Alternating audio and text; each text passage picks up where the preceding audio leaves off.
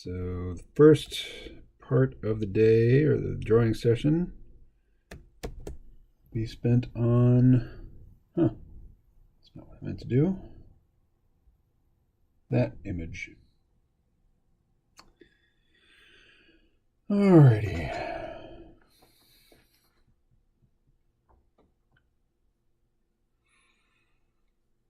And let's get, here we are, the chat.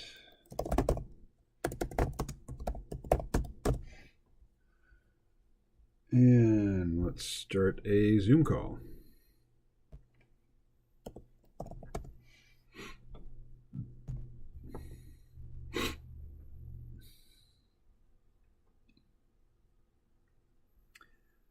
Sign in. Oh, come on.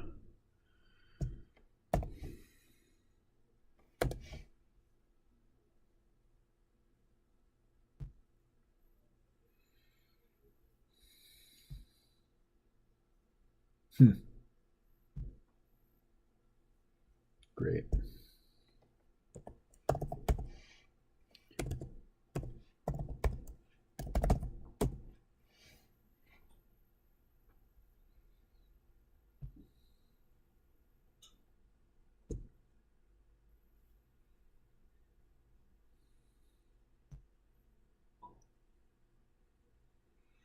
Traffic lights.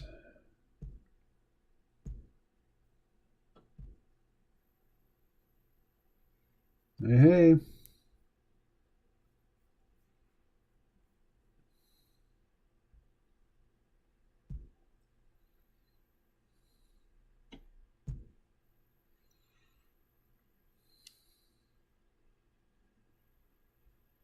There we go.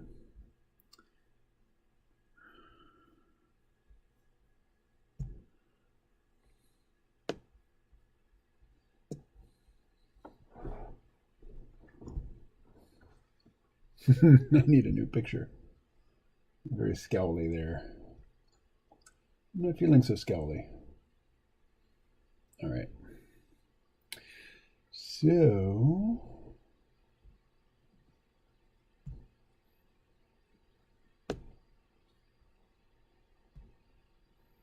oh, somebody's in the chat already. It's Danger. Greetings, human. Greetings to you. Feel free to join me on the Zoom call if you want. It occurs to me that you could call one of the toll-free numbers. Let's see, San Jose, Chicago, DC, New York, Houston, or click here to find a local number where you can even call in using your, what do you have? Unix phone? Something like that. Okay. Now, again, we're going to be drawing this at first. And even before I draw it, I'm going to trace it. But let's see this lady in motion, shall we? Where's some of these are videos, I thought. No, maybe not.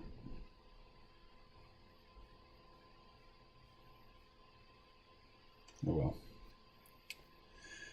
This is lumachado.personal.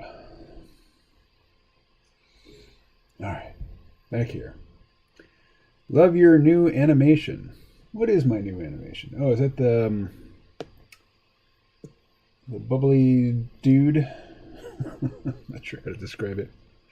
Let's see.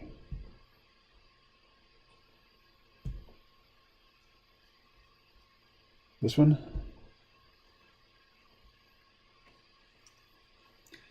That's with a little program called Pixaloop.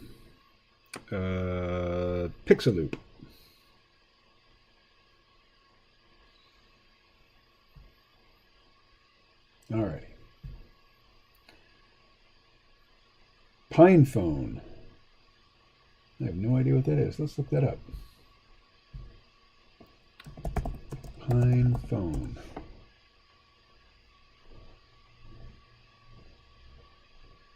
Yeah, a Linux phone. Okay. Well, anyway, if you look in the chat, there are phone numbers that you can call to join the Zoom call.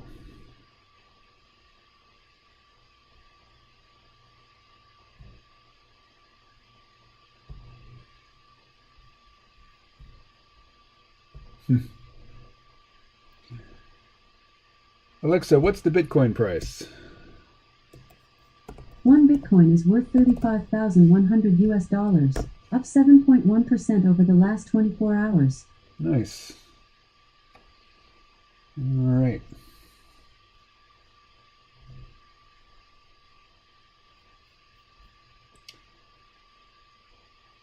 Let's see, let's drag this guy over. And then, boom. And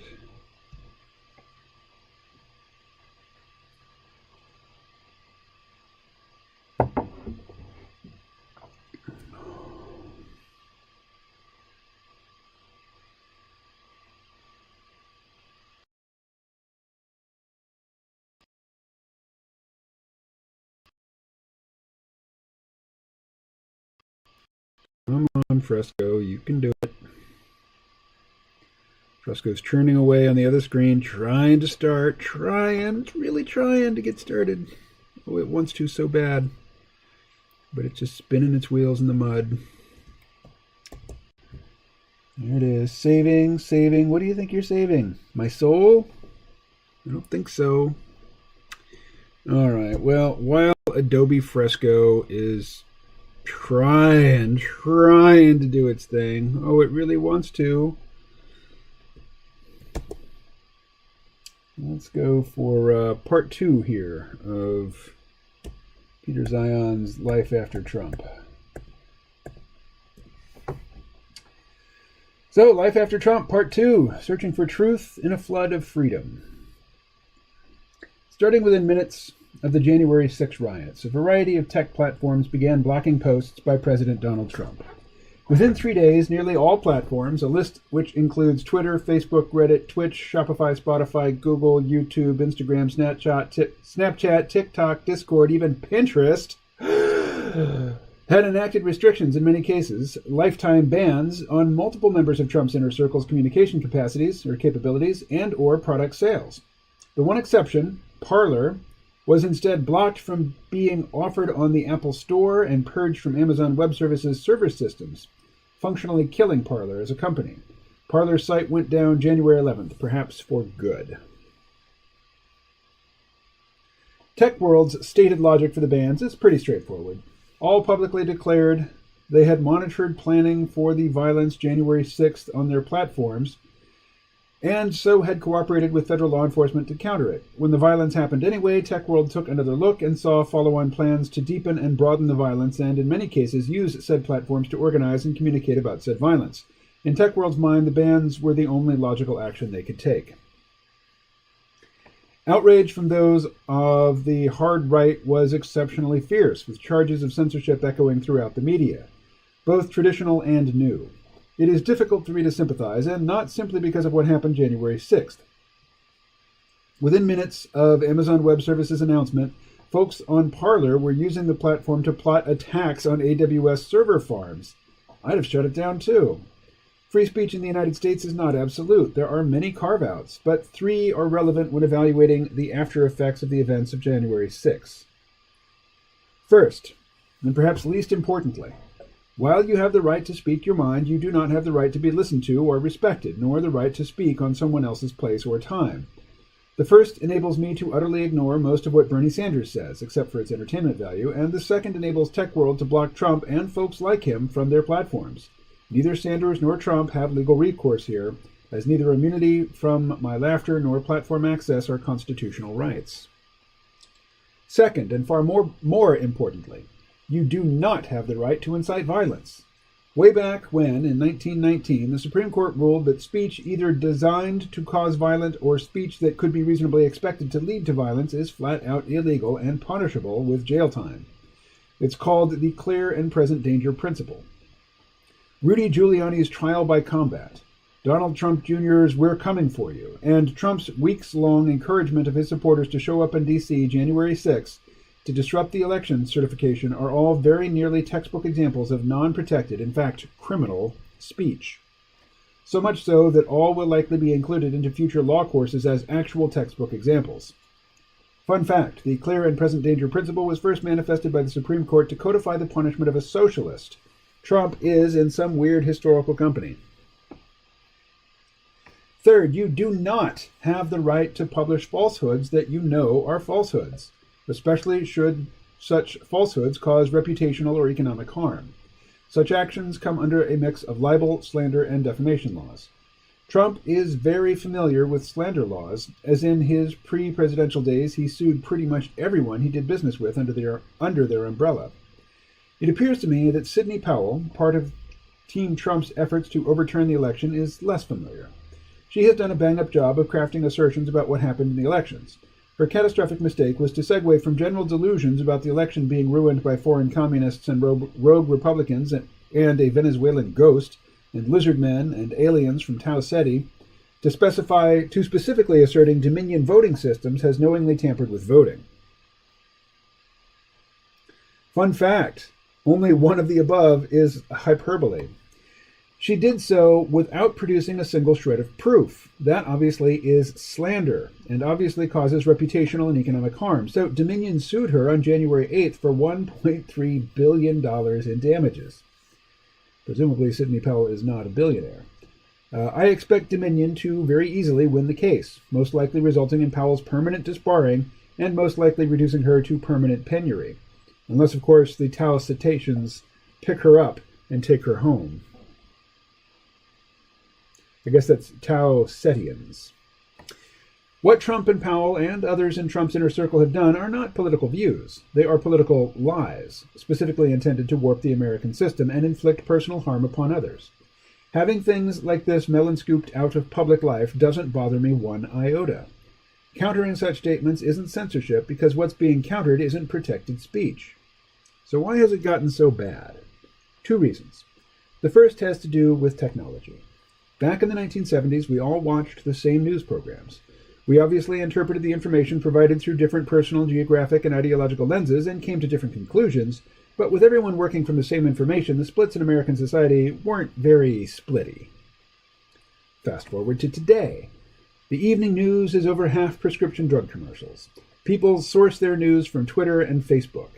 Twitter only gives you what you ask for. Facebook aggressively funnels you to ever more esoteric and focused feeds. Gone is broadcasting. All that's left is narrowcasting. We are no longer beginning from the same trough of information. Of course we are disagreeing more. Add in the omnipresence of social media, and of course extremist speech is more common. The second issue is one of law. Our pre-existing communication laws, as regards things like falsehood and libel, were designed for the world of newspaper and television. The singular, meaningful update for the digital age occurred with the 1996 Telecommunications Decency Act. Of key relevance is something known as Section 230, a clause which indemnifies any provider of digital services from any slander or incitation to violence which occurs on their platforms. Section 230 rules that digital platforms are not publishers like Nightline or the Wall Street Journal, but instead simply platform providers, and so are not legally liable for what their users do. Put simply, you can lie and scream and plot on Facebook or Twitter, and no matter what you say or do, Facebook and Twitter face zero criminal repercussion. Section 230 was designed for email and discussion blogs. It was written a decade before Facebook and Twitter. Social media, of the type that dominates current information exchange, wasn't even a glimmer in Steve Jobs' eye. Mark Zuckerberg was only 22. Things like libel laws have not caught up. Congress has neglected to even pick up the issue, and since Section 230 is fundamentally about First Amendment rights and legal responsibilities, only Congress has the constitutional power to decide what is and what is not protected speech, as well as what the platforms should and can and should not and cannot ban. This puts contemporary society in an uncomfortable place. The shift from broadcasting to narrowcasting has prioritized speed and pizzazz. Broad legal indemnity means no one has a financial or legal interest in context or accuracy. This shift has weakened our critical thinking capacity at the same time, making us utterly reliant upon our own internal hooey detectors to determine what is true and what is false, all the while under constant assault from libtards, neckbeards, and conspiracy theorists of all flavors. It's infuriating. It's exhausting. For those of you on the right, do you believe the election was fraudulent? Because not a single, not one piece of evidence has been presented in court or the public sphere that has withstood the scrutiny of a third grader. For those of you on the left, do you think that the 2020 Black Lives Matter protests were huge? Because they weren't.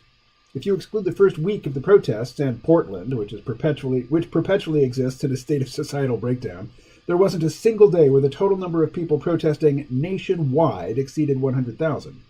Rallies in D.C. regularly top several times that figure. The shift from broadcasting to narrowcasting has weakened our ability to see the truth of things, even when the real facts are right in front of us, and that takes some people down some seriously odd rabbit holes. Let me give you an example of just how wackadoo things have gotten. For those of you who don't follow the more eclectic side of American conspiracy wackiness, the QAnon conspiracy world claims that there is a global satanic cabal of child slavers and molesters that counts Democratic lawmakers as among their chief architects, and that the only moral purity of Donald Trump can save us. Some versions claim the leaders of said cabal are in reality lizard men, while others assert said cabal has engineered coronavirus so that they can use the pretext of vaccination to inject everyone with microchips to better select their child targets. Like I said, wackadoo. QAnon at the moment is protected speech. Considering the implications of politics and health and public safety and the reputations of the real lizard men, it should not be.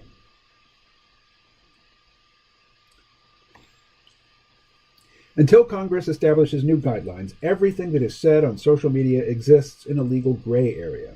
With the exception of sex trafficking and child pornography, nothing is expressly banned. For the platforms, the result has been to take a very light hand to monitoring. Facebook has been slow at even taking down ISIS beheading videos, and since the standards are legally non-existent, elected officials have been granted the benefit of the doubt. Trump and those around him have taken advantage of the leeway, repeatedly ignoring pre-existing norms and laws. Twitter, in particular, has noted that Trump has violated their terms of service many, many times, and that the only reason they had not suspended his account before January 6th was that Trump was the sitting president, and so his tweets enjoy a different evaluation standard. Twitter further made it clear that should the tone and content of Trump tweets persist after January 20th, that they wouldn't hesitate to ban him. From a certain point of view, all the events of January 6th did as regards Trump-related bans was to speed up the process and use a slightly larger dragnet than what was already going to kick in the week after Biden's inauguration. But let's make this abundantly clear. Twitter is under no legal obligation to do so. Regardless of what happens to Trump, the people who rioted thinking Trump had their back were not elected to high office, and so are far less shielded. The FBI is treating the death of Capitol Police Officer Brian Sicknick at the hands of the rioters as a murder of one of their own. Yes, murder. His skull was bashed in with a fire extinguisher, and then he was dragged from the Capitol and beaten to death by the crowd in a full-on Fallujah-style horror. One rioter even struck him repeatedly with a pole that had an American flag on the other end. This is not free speech. The Bureau has pulled out the stops in hunting them down. It hasn't been much of a hunt. The mob's belief in their immunity led them to film and selfie almost every aspect of their crimes and then post it all to Twitter, Facebook, and Parler. Such actions not only pushed Twitter and Facebook over the line into enacting their bans and prompted Apple and Amazon Web Services to ban Parler from their systems, but also made it so easy for the FBI to identify the perpetrators. Or, as the FBI has classified them, terrorists. But again, let's make this absolutely clear. The mob's discussion and posting of assault plans on social media platforms and their subsequent posting of Sicknick's murder do not themselves constitute illegal acts. The FBI is simply viewing the posts as both announcements of crimes. I have no problem drawing a line between what is permissible in public discourse and what is not. My problem is not drawing the line. What I have a problem with is who draws the line. So long as Section 230 is in place, it is up to the new media platforms and only the new media platforms to decide when and where and how and if to block any specific post or user. They have become both the providers and the regulators of the public domain. They choose to communicate with federal law enforcement about the rioters descending upon D.C. They choose to deplatform those who were inciting general acts of and planning specific acts of violence. They were not legally required to do so, nor would they have been criminally liable had they chosen not to act. And yet social media is absolutely part of, perhaps even the root of, the problem. Facebook's own internal research indicates that 64% of the time a user joins an extremist Facebook group, it is because Facebook recommended the group to the user. This is the same Facebook that scrapes every bit of personal data it can get from your computer and phone and then sells that data to scammers, complete with a data analysis of what sorts of scams Facebook thinks you are most likely to fall for. An eager purchaser of said data and analytics is the Russian bot farm. I trust the implications of that are fairly obvious. Do I think that Tech World did the right thing in the aftermath of January 6 riots? Most definitely. Political violence should have no role whatsoever in American society, and I applaud anyone who takes such a stance. Do I think Tech World is getting better? A bit. At the same time Twitter et al. Was banning Trump, it has also started, timidly, blocking more traditional peddlers of lies. Tweets from Chinese government accounts at how much better China's genocidal policies have made life for Uyghurs have been deleted, as have tweets out of Tehran that US and UK coronavirus vaccines are designed to hurt Iranians.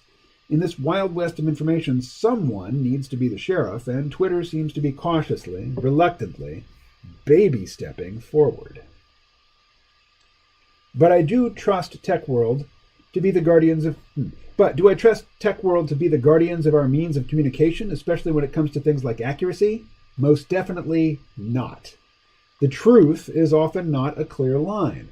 I recognize we need a line, but drawing that line is neither Tech World's responsibility nor their strength. That responsibility is ours, and that of our elected representatives in Congress. Until Congress acts, this is the reality we are trapped within. I don't mean to suggest for 1 second that a solution is easy, because no matter what Congress aims for, amending Section 230, breaking up the tech firms, turning their platforms into public utilities, etc., the core question of who has the power to regulate content remains. Resolving this is the tech issue for the United States for the next few years. Now, normally, I'd not bother with this sort of piece. The intersection of media and new media and the First Amendment and regulation are clearly a pot of domestic issues heavy on the hornets. I normally steer well clear of precisely this sort of passion-laden topics. Not this time, and not simply because of what happened on January 6th. My concern is that we've been here before. The last time we were introduced to a new technology that changed our relationship with information, it was the telegraph.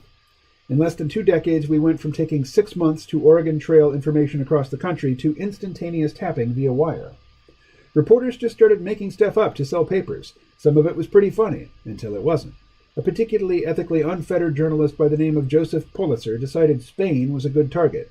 His reporting, in scare quotes, agitated for war, and in April 1898, war he got. Today, the United States has largely withdrawn its forces from the world. In the aftermath of Iraq and Afghanistan, America has had years to rest, recover, recruit, and rearm. I've recently found myself saying that anyone stupid enough to pick a fight with the United States deserves what they get. I also thought that Americans were smart enough to tell fact from fiction, to know when they are being manipulated. The past few years have proven me wrong again and again and again. I really don't want the United States to launch a conflict because of social media bullshit. The damage we could do ourselves and others would be incalculable. Social media isn't just about cat videos and your grandchildren's pictures. It has become geopolitical. One final point. There is an assertion among righteous Republicans that Tech World is liberal and that the Trump purge from the platforms is a coordinated effort to shape the national conversation. I agree with the first half of this assertion. Most of Tech World is based in Silicon Valley. I do not agree with the second.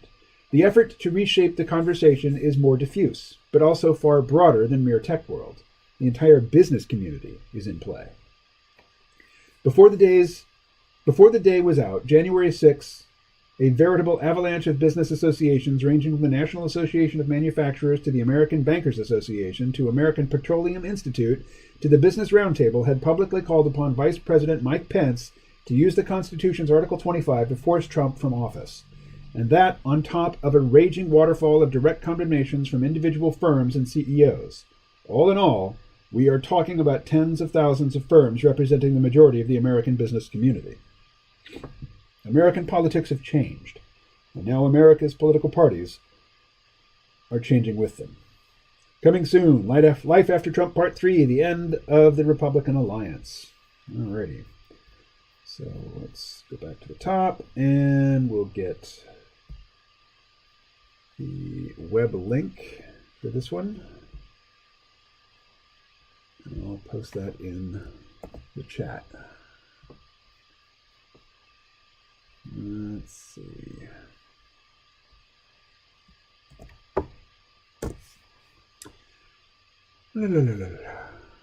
Digital yuan is now an e-ink debit card. Hey there, Johnny from San Francisco here. Always interested in what you have to say. Don't always agree, but still a unique perspective from a Gen X compatriot. Right on, Johnny. I'd say us Gen Xers got to stick together, but what does that mean in the age of long-distance communication and not much actual movement? Physical movement from place to place. All right, I'm just trying to get rid of that. Alrighty. Ivan Illich, in his book Tools for Conviviality, says that the complexity of a culture increases, so too does the level of psychosocial control. Yeah, absolutely. But it's kind of an arms race, because we get better at detecting and resisting attempts to manipulate us psychologically. But, as we get better at defense, they get better at offense. So it is a constant fight. All right. Now is not the time for me to close all these excess tabs. Now is the time for me. What is this? What we talk about when we talk about hunter-gatherers. Anyway, let's put all of this over there. And let's start a new document.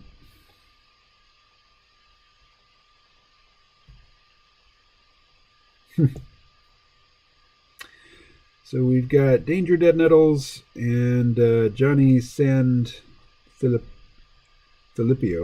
Not sure how to pronounce that. And yet, 0 people watching the stream? How does that work? Obviously it doesn't. So let's grab that image.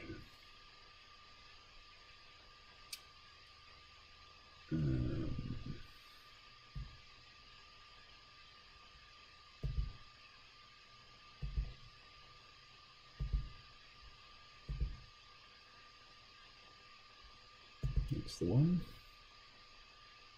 Okay. Well, I'll leave it at just that size for now. And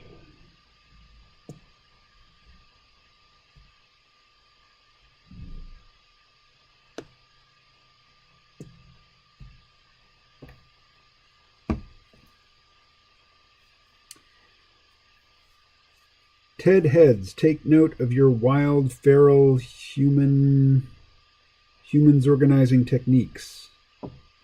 TED Heads. Are TED Heads those who go to the TED conferences? Technology, Education, and Design?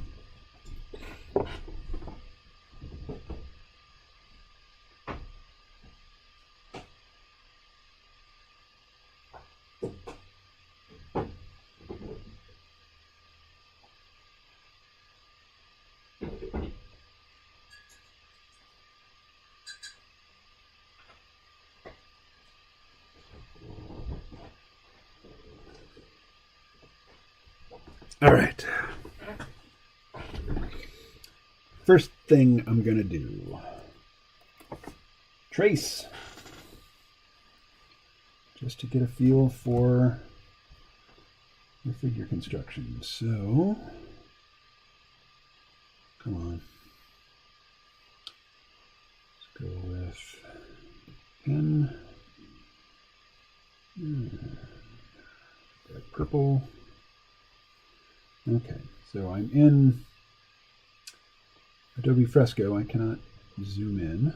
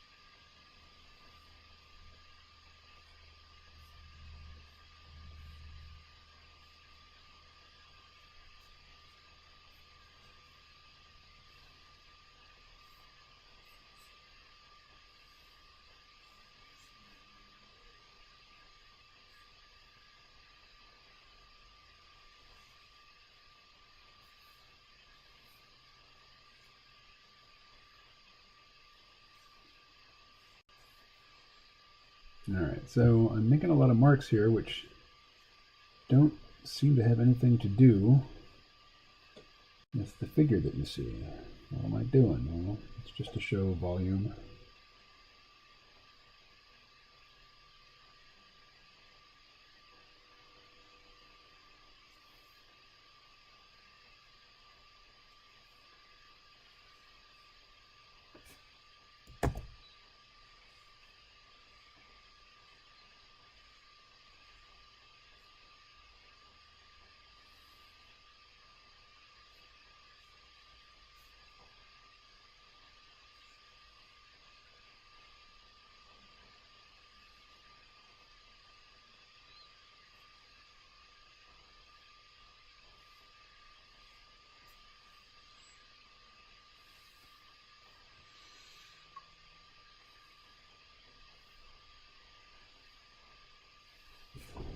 All right.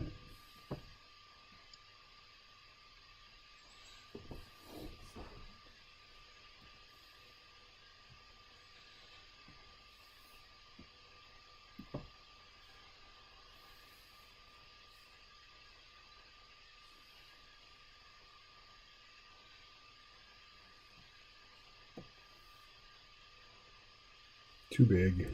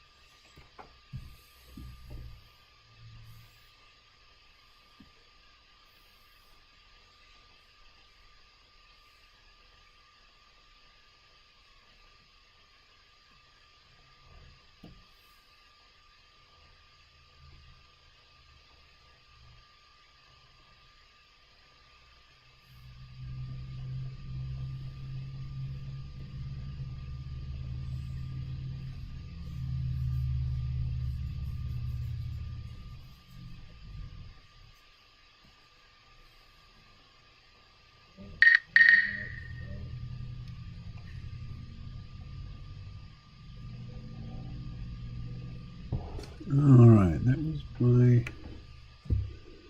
phone talking to me. Huh. Maybe.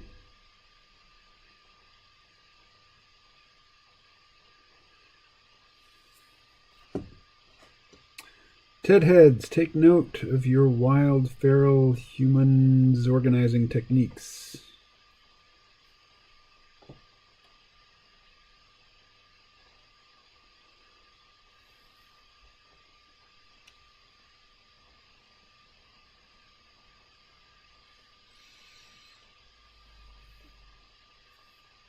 All right.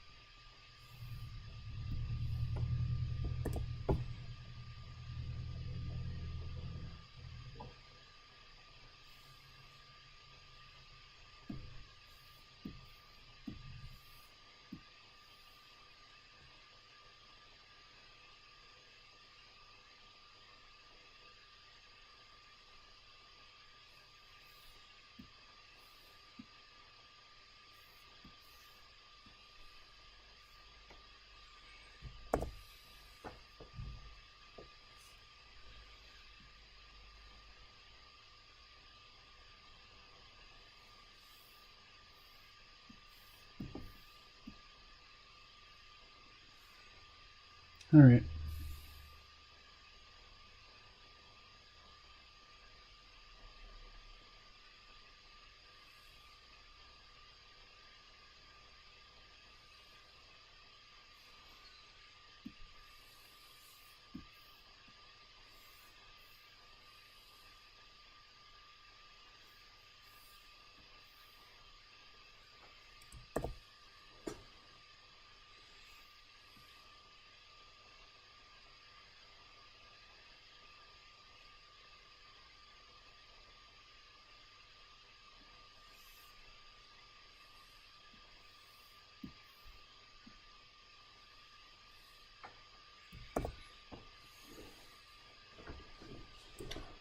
Oh.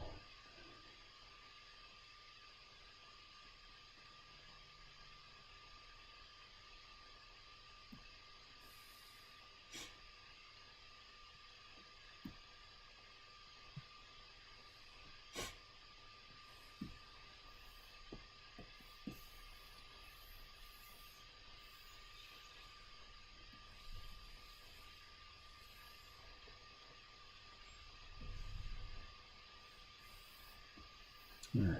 Here's our reference.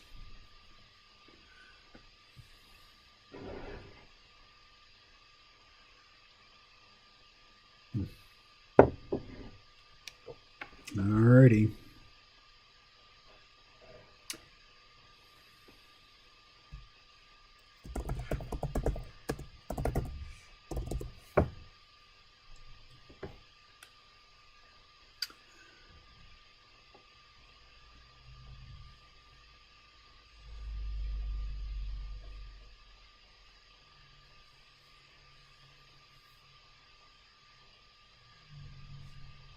Okay.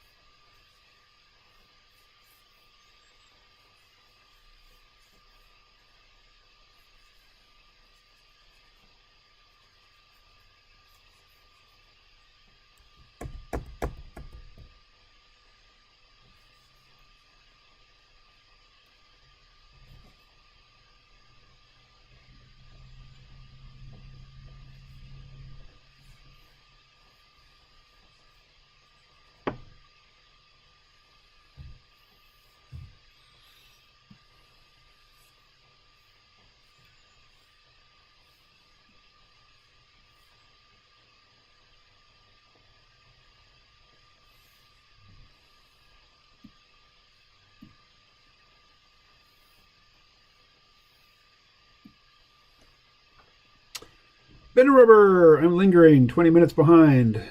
Won't be able to catch up until later. Great article. Sometimes I wonder if Mark Zuckerberg copped his aesthetic from Data from Star Trek, hopelessly irrelevant and emotionless, but seeking a greater truth within the human context through digitally mediated something. Yeah, he does look a lot like Data, doesn't he? Oh, well. I agree.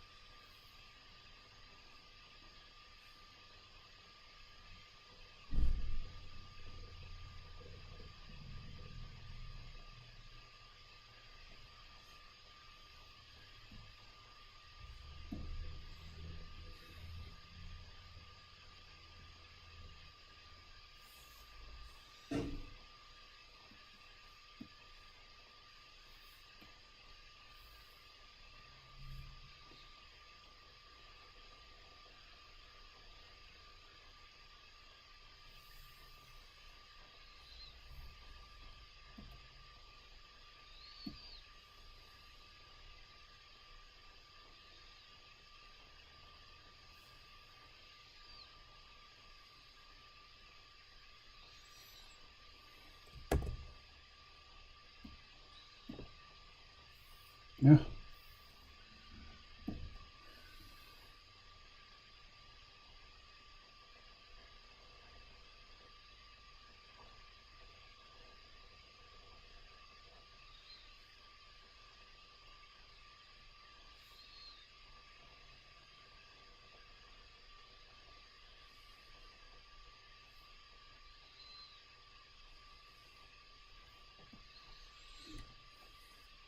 All right.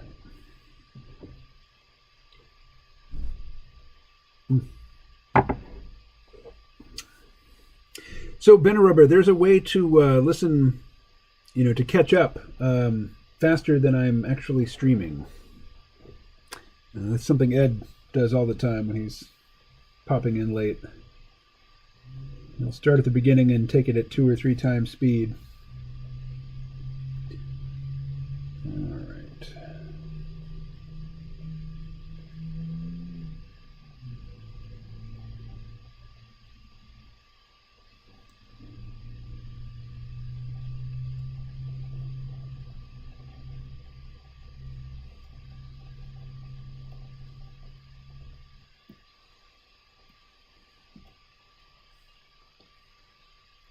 Alrighty.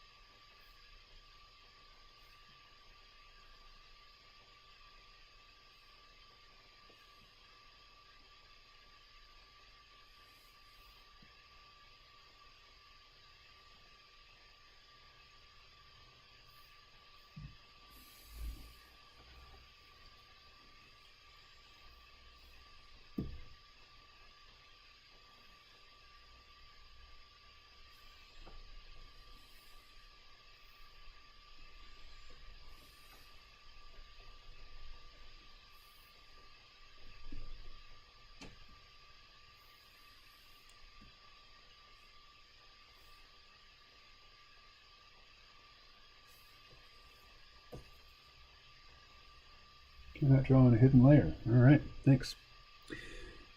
All right. I'm going to come back to this, but let's read something else.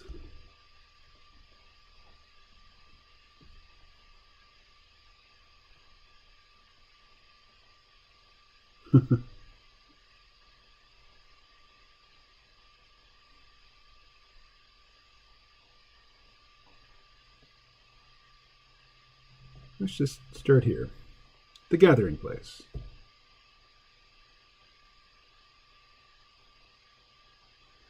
The roots of civilization go back to our hunter... Whoops. I wish I could draw like that.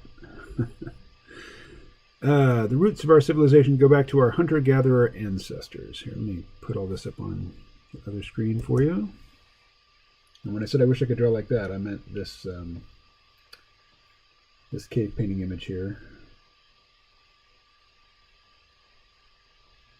For a long time, it was assumed that only with the creation of cities did humans aggregate together in large numbers. This was the so-called urban revolution described by the noted archaeologist V. Gordon Childe in the early 20th century, and it was supposed to have taken place thousands of years after the so-called invention of agriculture, which, as we'll see, was not an invention at all.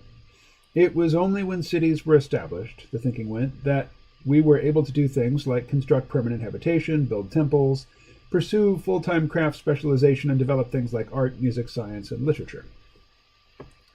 This view is almost certainly wrong. Humans could have been gathering together in large numbers for thousands of years.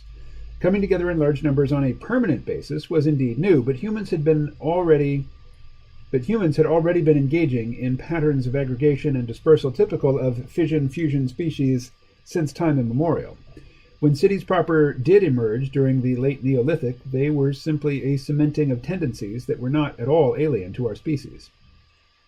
In a widely shared article, anthropologist David Graeber and archaeologist David Wengrow point out that these sorts of gatherings were probably a regular feature of human social life as far back as the Paleolithic. Most Paleolithic sites are associated with evidence for annual or biennial periods of aggregation linked to the migrations of game herds, whether woolly mammoth, steppe bison, reindeer, or, in the case of Göbekli Tepe, gazelle, as well as cyclical fish runs and nut harvests.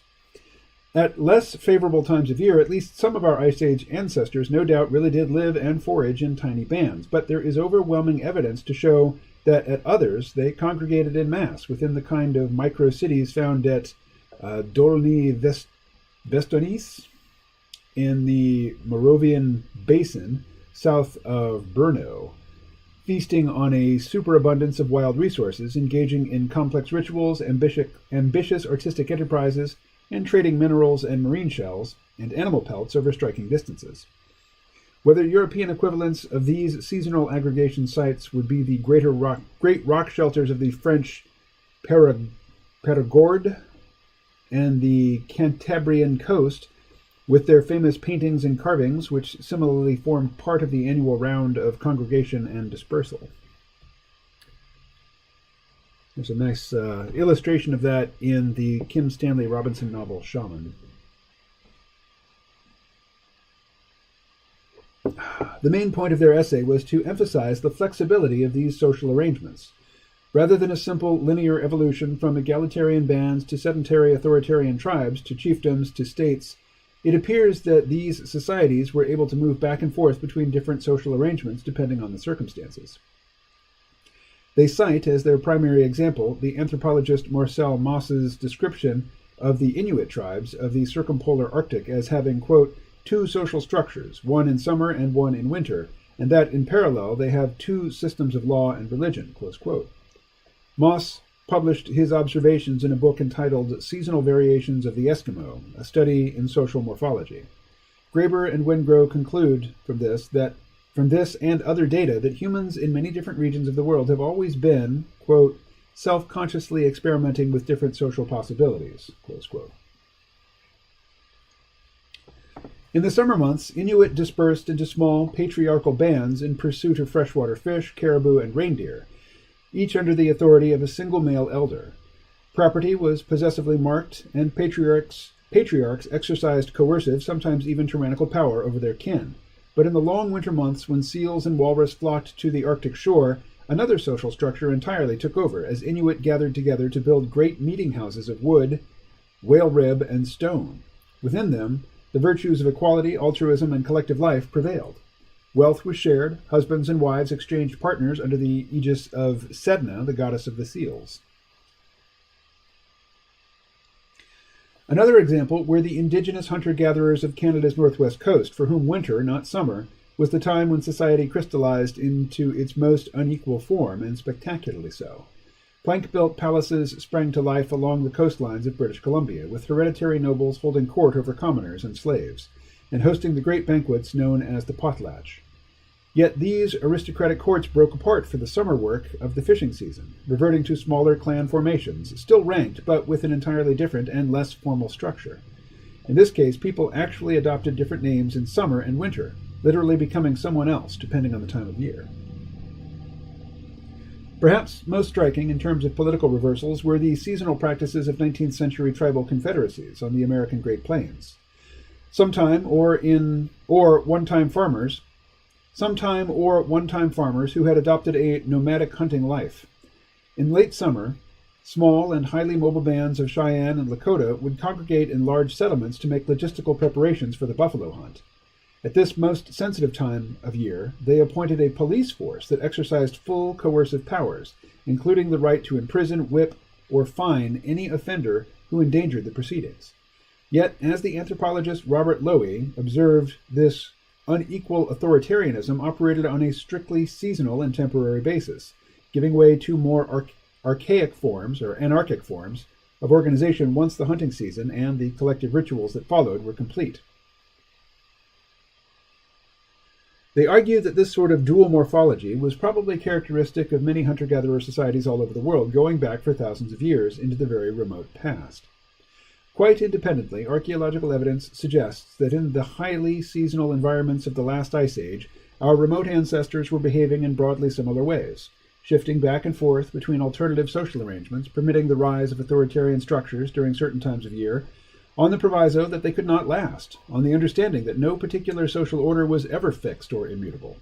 Within the same population, one could live sometimes in what looks like, from a distance, like a band, sometimes a tribe, and sometimes a society, with many of the features we now identify with states. All the evidence indicates that humans were going back and forth between more nomadic and more sedentary ways of life, for perhaps many thousands of years. At the same time, their social arrangements were likely just as fluid, ranging from the very open-ended band societies based around fission-fusion to more hierarchical ones complete with leaders and headmen. Evidence indicates that even many band societies were not fully mobile, but would routinely settle in one place for significant amounts of time, ranging from just a few days to months at a time, usually when a certain natural resource was in season, only to revert to living in small, mobile bands once those resources were exhausted.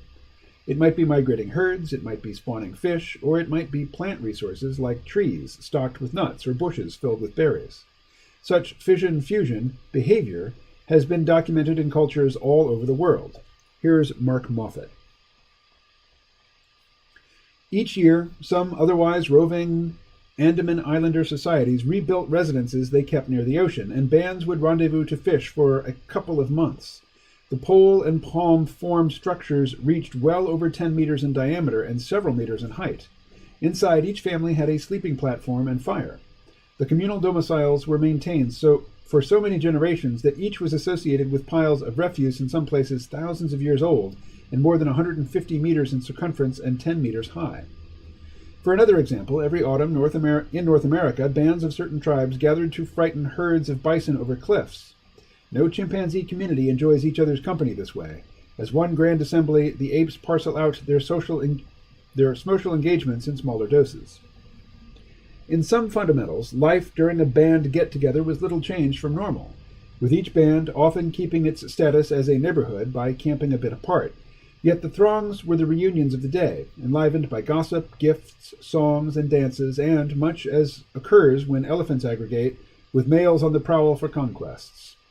While the most common instances of socializing between bands were visits by lone travelers or families to those they knew personally, these assemblages were greased by people's shared identity. Surely this must have given gatherings a significance in buttressing group practices and behavior, if just by circumstance. I've seen no evidence decisions were made that affected the collective. Still, the activities must have enjoyed a sense of common purpose. Indeed, humans must have lived in such multi-level fission-fusion societies, neither completely settled nor fully nomadic, passing between more egalitarian and more hierarchical social structures for countless millennia before recorded history began. Writing off all human prehistory as simply small, isolated, nomadic hunter-gatherer bands, roaming the landscape and living exclusively off wild foods prior to the invention of agriculture, really has caused us to completely get a lot of prehistory completely wrong. There is evidence for this even in historical times. Colin Tudge notes that the Khoikhoi in southwest Africa will adopt goat herding in times of scarcity only to abandon it and return to hunting and gathering once resources become more abundant. Mark Moffat describes the recent history of the something people living in what is now Botswana. The symbols represent click sounds. The records concerning these Bushmen from the early decades of the 19th century recounted the as seasonally occupying villages surrounded by defensive palisades.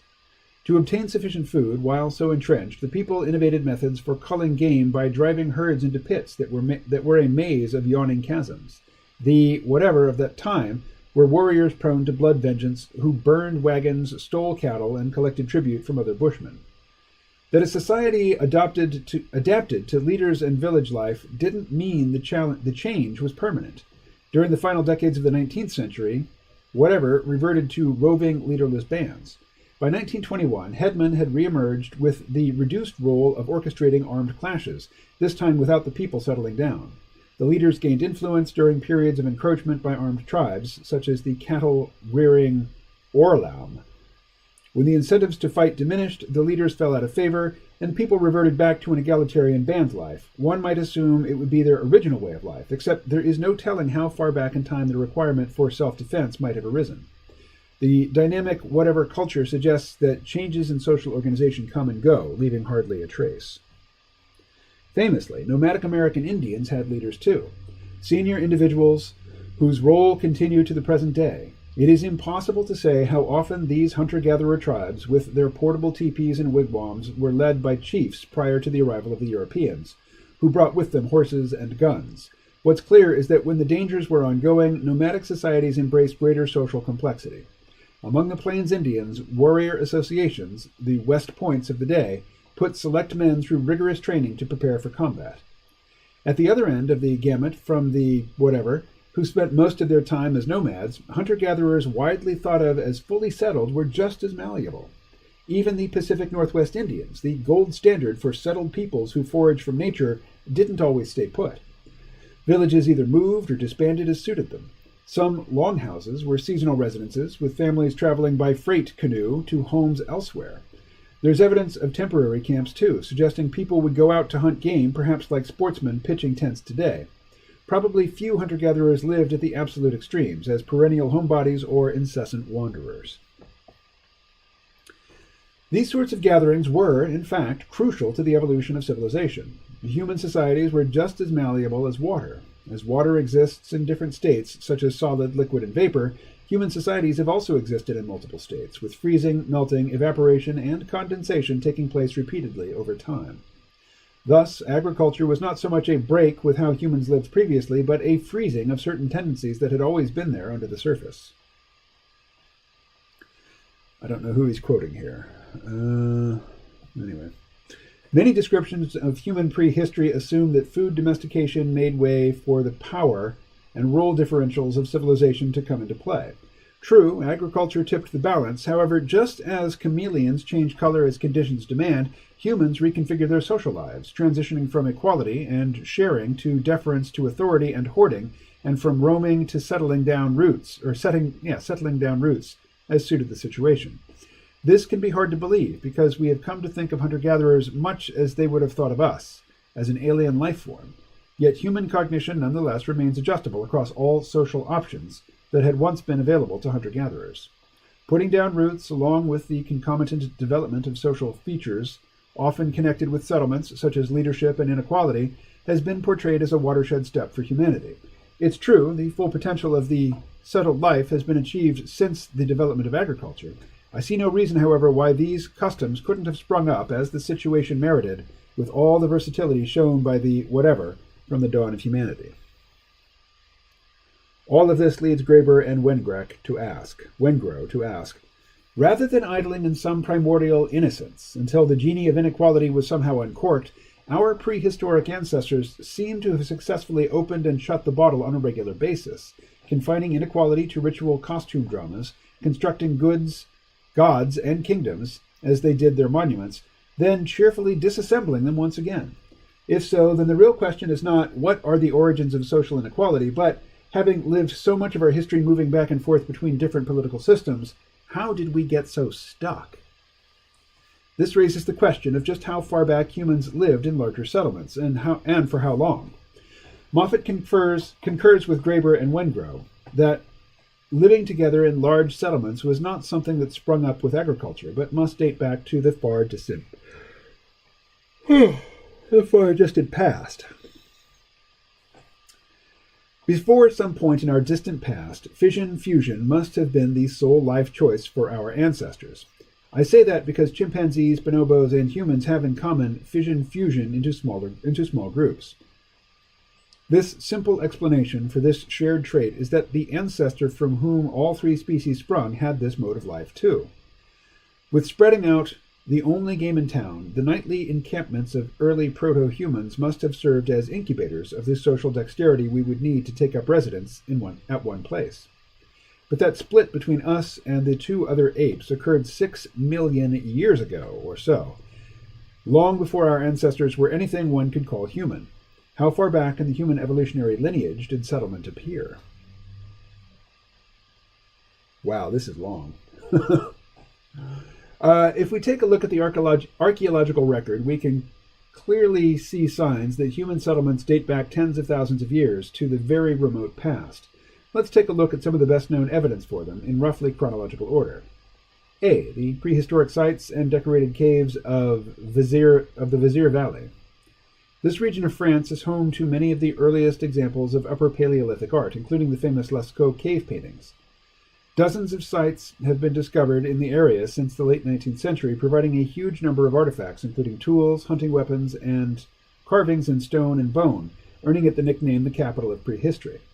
The Cro-Magnon rock shelter in the region lent its name to the earliest anatomically modern human inhabitants of Europe. Most of the sites date to between 25,000 and 11,000 years ago, but the region was also inhabited by Neanderthals as far back as 450,000 years ago. It appears that the sites of the caves and rock shelters were deliberately chosen to take advantage of the migratory paths of large herds of reindeer and caribou. The reindeer drives would have taken place in the autumn, after the animals had gorged on rich plant food during warm months. As the herds attempted to ford streams where the caves and shelters were located, the hunters would strike, killing large numbers of animals at a time, enough to possibly sustain them throughout the winter if they were smoked inside the caves or stored on ice during the winter.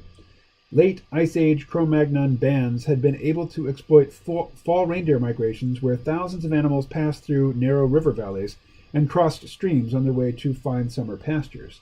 They harvested hundreds of animals every year. In addition, the rivers and streams would have provided rich salmon runs to exploit. All of these animals are depicted on the walls of the caves. The caves themselves have long been assumed to be places dedicated to esoteric rituals enacted by the Paleolithic hunters who inhabited the region. Paintings are not placed at random or at easily accessible locations in the caves, but rather at specific places where the acoustics are superior, suggesting the ritual use of chanting and music. The flickering lights of tallow lamps would have created the illusion of movement in the animals painted on the walls. It has been argued that the human and animal symbols on the cave walls, including the well-known shaft scene at Lascaux, represent star constellations in the night sky and were used to represent dates and mark events such as comet strikes, although this is not universally accepted. take a break here and see what people are saying.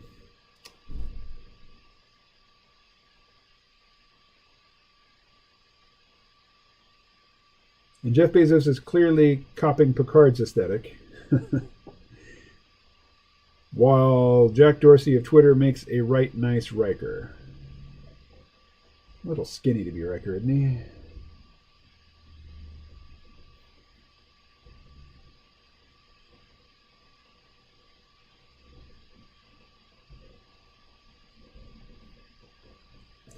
Whatever their ultimate use, it is clear that the caves and rock shelters meant something to the people who inhabited the region. Most likely these sites were not inhabited year-round, but were places where people who lived in the area of Paleolithic Europe congregated during the autumn to prey on migrating herds of reindeer, while during the summer they would disperse across the landscape seeking out more widely distributed sources of forage. During the gatherings, some sort of ritual would probably be enacted inside the caves, whose ultimate nature we can only speculate. It's fair, then, to call these the earliest known temples. Cave art of even older vintage has been found in Sulawesi in Indonesia, dating to over 40,000 years ago, implying that such caves were used for places of congregation and refuge by modern humans across the world since exiting from Africa 60 to 70,000 years ago. All right, don't know who he's quoting here, but not only were they storage spaces for precious artwork, they were also gathering places for humans, possibly up to 100 at a time in some of the larger chambers. To paleoanthropologists, especially those leaning toward magico-religious explanations, such spaces inevitably suggest rituals, making the decorated cave a kind of cathedral within which humans communed with a higher power. Visual art may have been only one part of the uplifting spectacle. Recently, much attention has been paid to the acoustic properties of decorated caves and how they may have generated awe-inspiring reverberant sounds. People sang, chanted, or drummed, stared at the lifelike animals around them, and perhaps got high. The cave was an ideal venue for a rave. Or maybe they took, say, psychedelic mushrooms they found growing wild and then painted the animals, a possibility suggested by a few modern reports from San people in southern Africa, who danced themselves into a trance state before getting down to work. All right. I'm only halfway down the page, and I'm tired of reading, so I'm going to stop for now. But I'll leave that page open. Maybe I'll come back to it. Parker, what is happening? Hey, Parker. I was just reading from Chad Hill, who now calls himself Chad... Oh, I don't remember, and I'm not going to scroll to the top. But he's got a hipcrime.substack.com archive, and I was just reading his first article in it, which is very long, longer than I'm up for reading in one stretch. So, time to go back to drawing.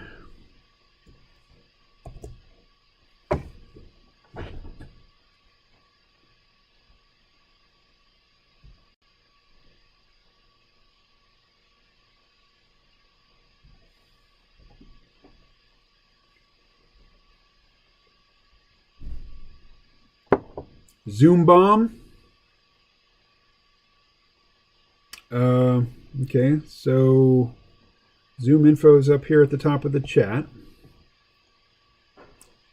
I'm not sure what Zoom bomb means. If you want to get in on the Zoom call, you're welcome to. It's ongoing. I don't see anybody waiting to be let in.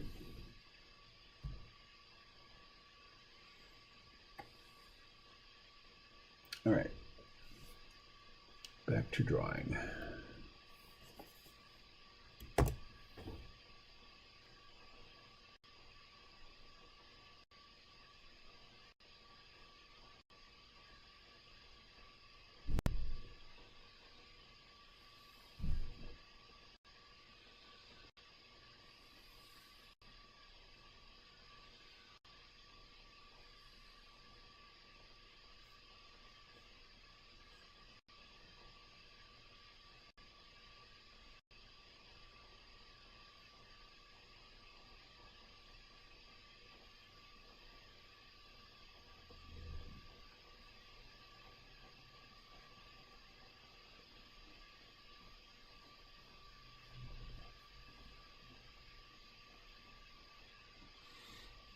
I clicked here and then clicked away and read that blog post on Zion. What are your thoughts on that post? And if you want to join the Zoom call, you're welcome to.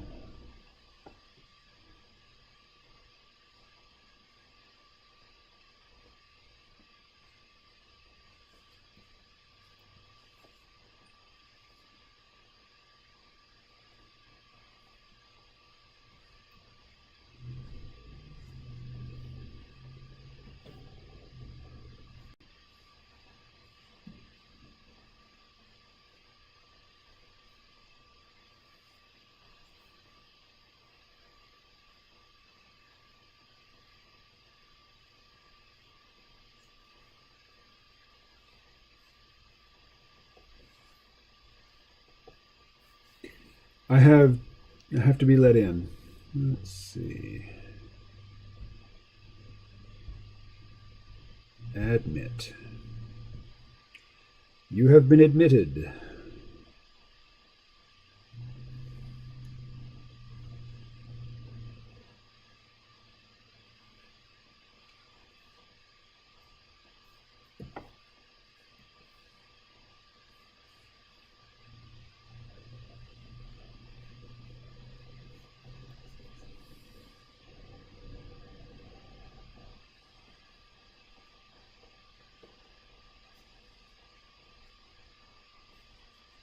I'm muted. Hey, hey, Danny Dead Nettles. Danger. Hey, the calendar arrived.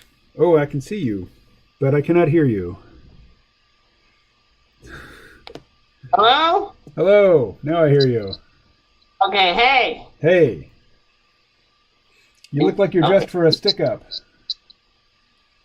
Yeah, we're gonna make some kimchi. Oh, I gotcha. So a stink-up. They call it the Corona Bandito. Corona Bandito. Let's see, what do we got?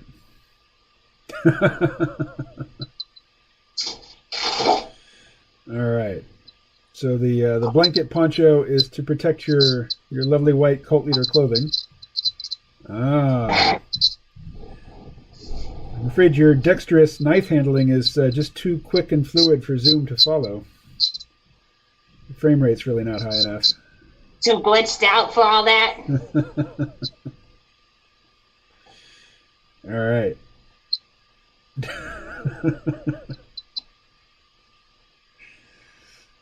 You were very entertaining. Keep doing the robot while I refill my coffee. Parker says, it seems like a common analysis. Surprised at the random shot at Bernie Sanders in the middle. Yeah. Zion's a heterodox thinker. He's definitely not a Bernie Sanders socialist type.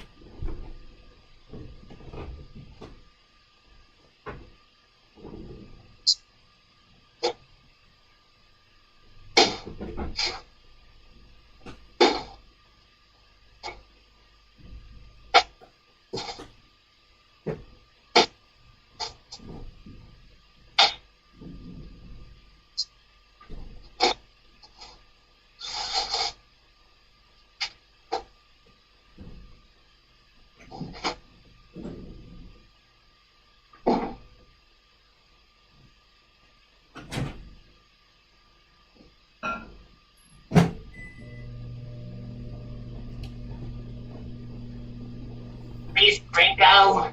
Eh? Oh. Got the Siamese, and we got the jalapeno, and the Scotch bonnets. They'll put hair on your mother's grave. Oh no. My mother's still alive, so we're going to have to hold off from the Scotch bonnet.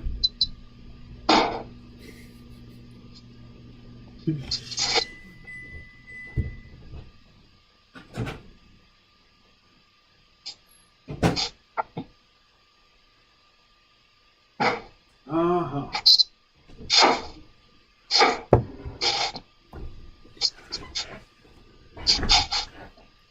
Alrighty.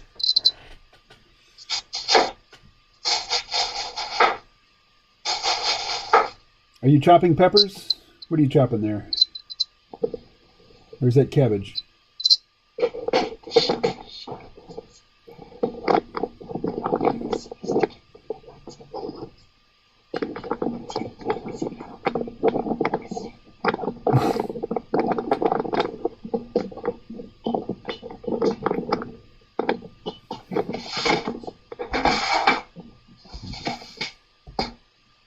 We're on PBS cooking shows now. Yeah. Well, I'm going to go back to drawing here in just a second, which means I'm going to have to remove your video from the stream. That's a lot of cabbage. Very nice. What is that? Like a giant turnip? What is that over there behind the salt? That's a daikon radish. What about the purple one there? Daikon also purple. I mean on the right. So this one is your friend, the potato from the Gab comic. Derek. Eyes in. Gotcha. What's his name? Derek. Derek. Right. Another cabbage. I see. All right. This is all going to be kimchi, you say?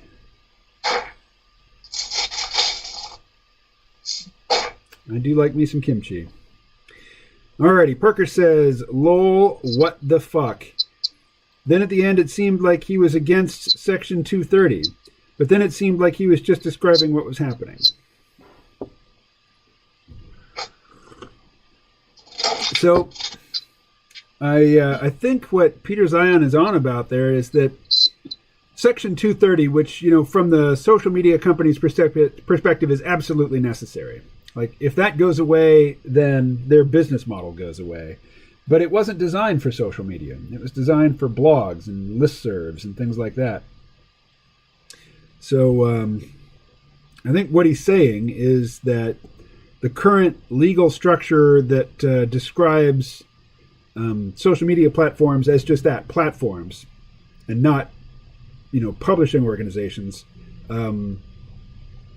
it's simultaneously necessary but also inadequate to our current situation. That's my read on it. Alrighty, so we're going back to the drawings. Parker, you're welcome to join the call too if you want.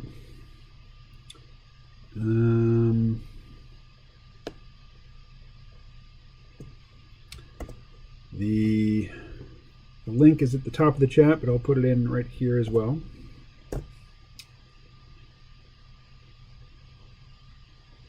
think we'll have to wait till the next installment of this newsletter series to see what his ultimate point is. All right.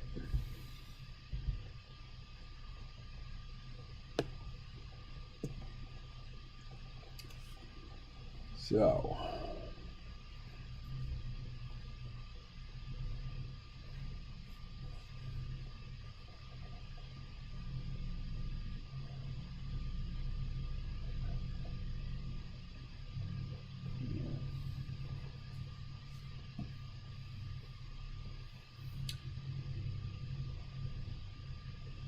So now we're going to bring both of these into Clip Studio Paint. But first, let's see. This one.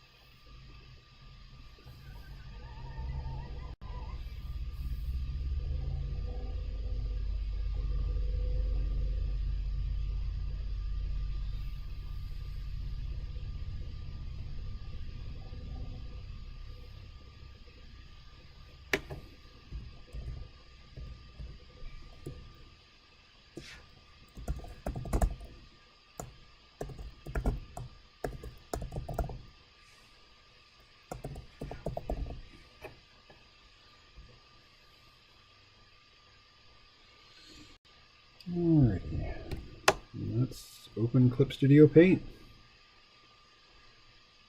Clip Studio Paint.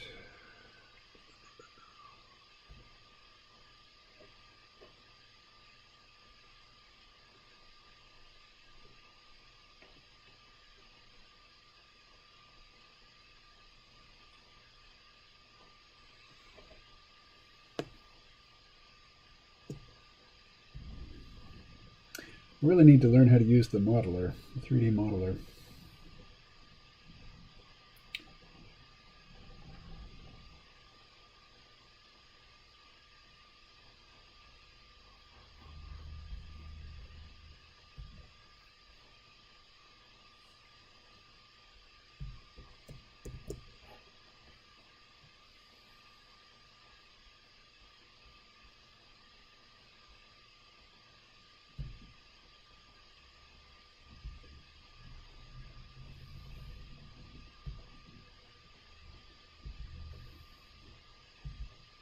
Ooh.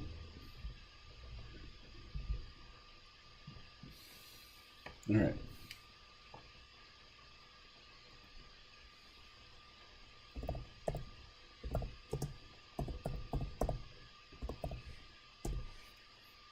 I'm going to open one other document as well, just for reference and to sample colors. Let's see.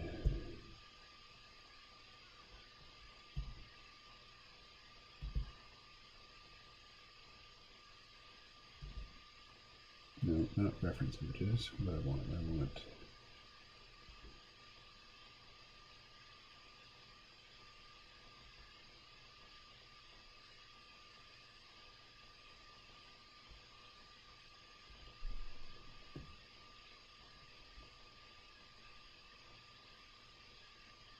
Oh.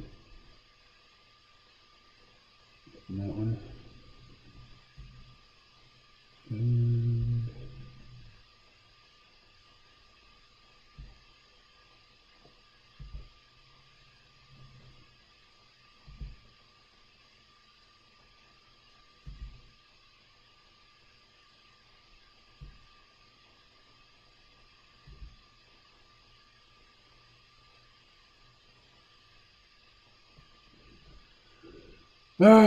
driving me crazy. Where are my files? My own files. I should be able to find them, you would think.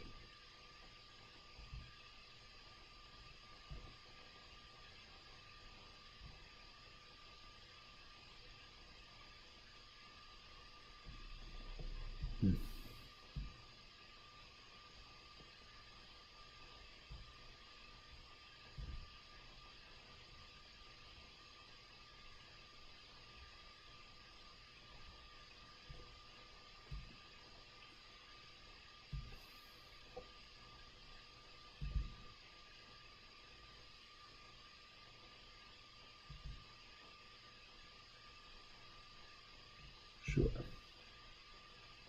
Oh, tiny. All right, forget it. Forget it.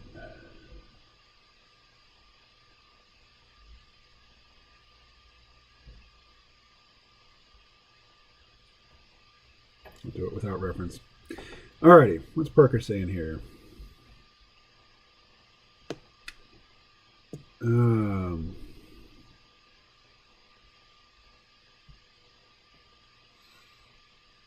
I'm not joining the call today. Fair enough. The first part of that series, it did not seem to me like he said much. Things are changing fast. Yes, they are.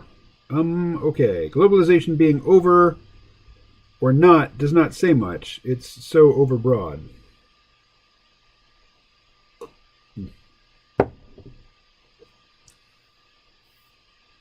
Okay.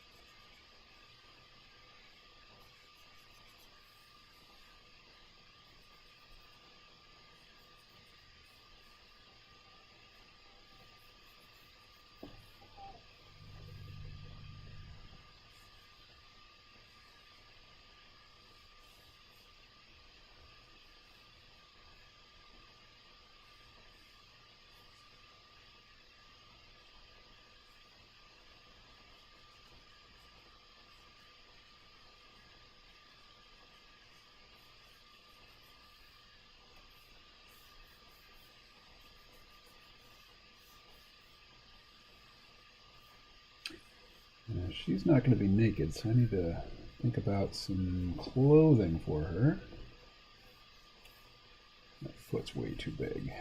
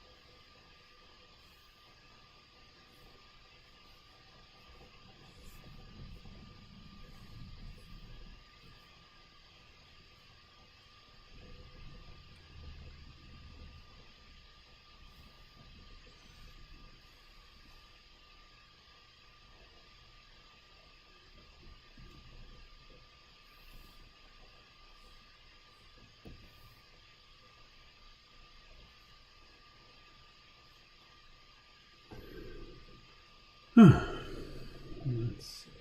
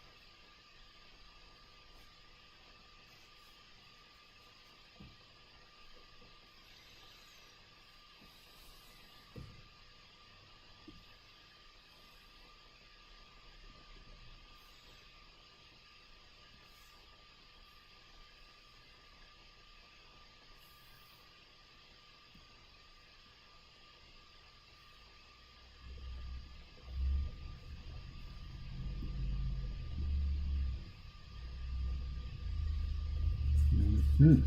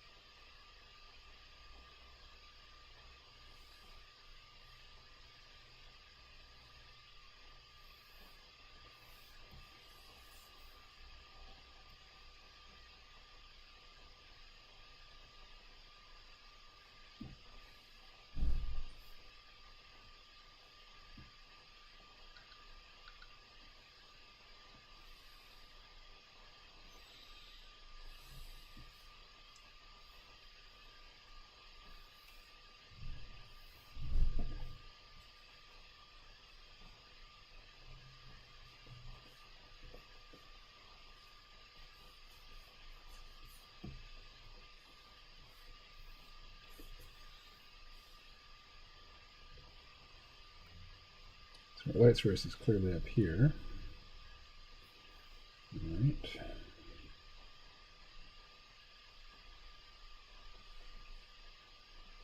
Close Photoshop. Close. No, it just does not want to close. Come on. Oh, there's Photoshop.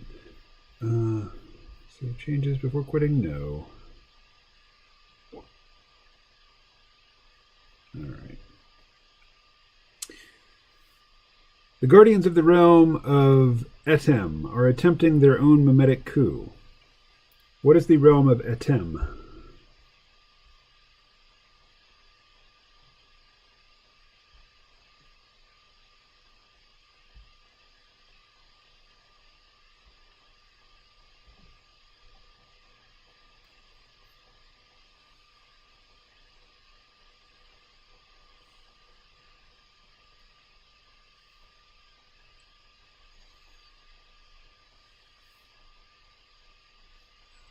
Alrighty.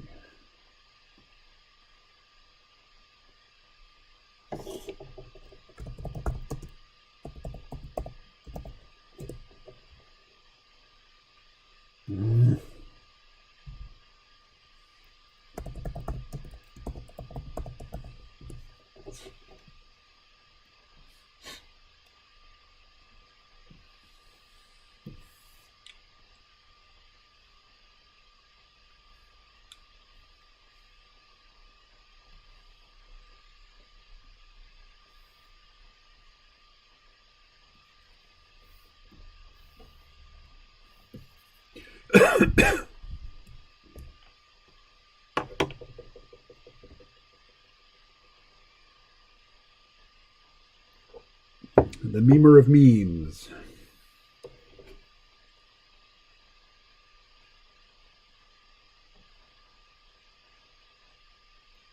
Always start with the nostrils. No, just kidding. I just happen to be starting with the nostrils here.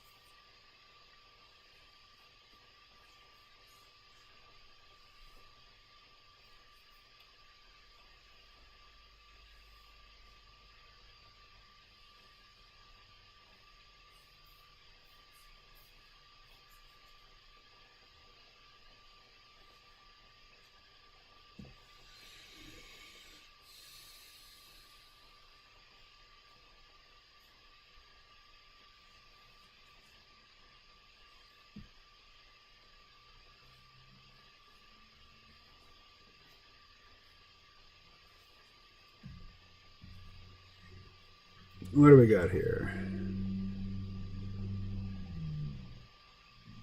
From Philip Farber's Metamagic. Foodog and the chick being non-corporeal beings from the realm of consciousness, they are able to interact with curiosity towards the confusing inhabitants of the material realm.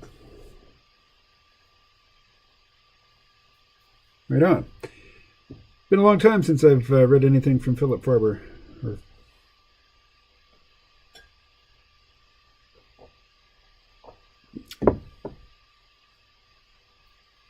You've got it spelled Faber, is that right? I thought it was Farber. Let's see. Always feel if you are the stranger, as if you were the stranger on the outside looking in. This is the viewpoint which makes all viewpoints. Yeah, that's the McKenna quote that the possible that the extra environmentalist guys used at the beginning of their show.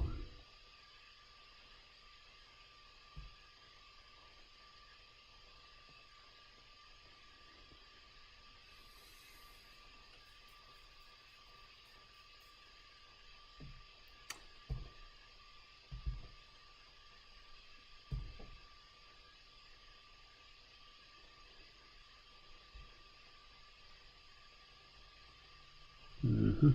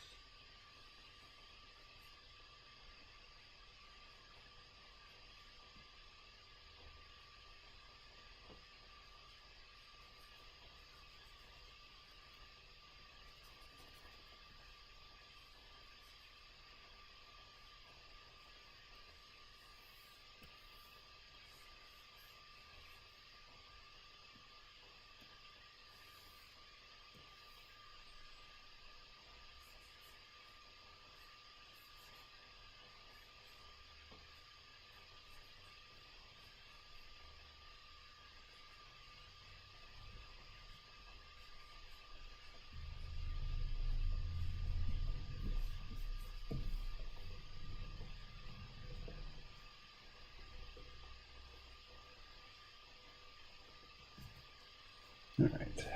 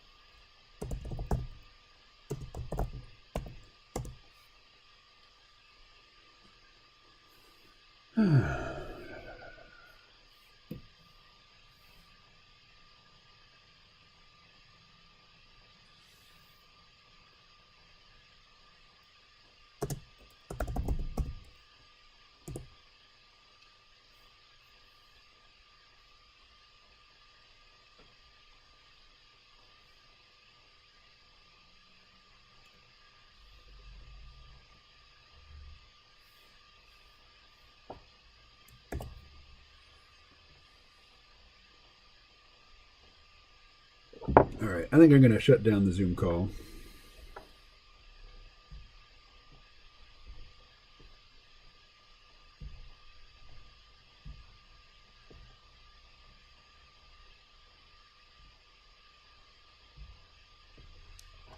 All right.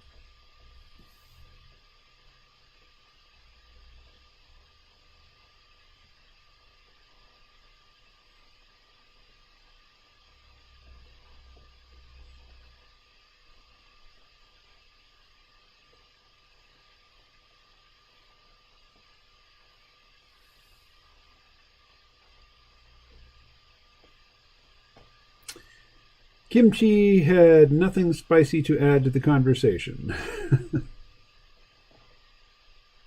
Well, it's fun to see you making it. My culinary adventures are quite tame in comparison.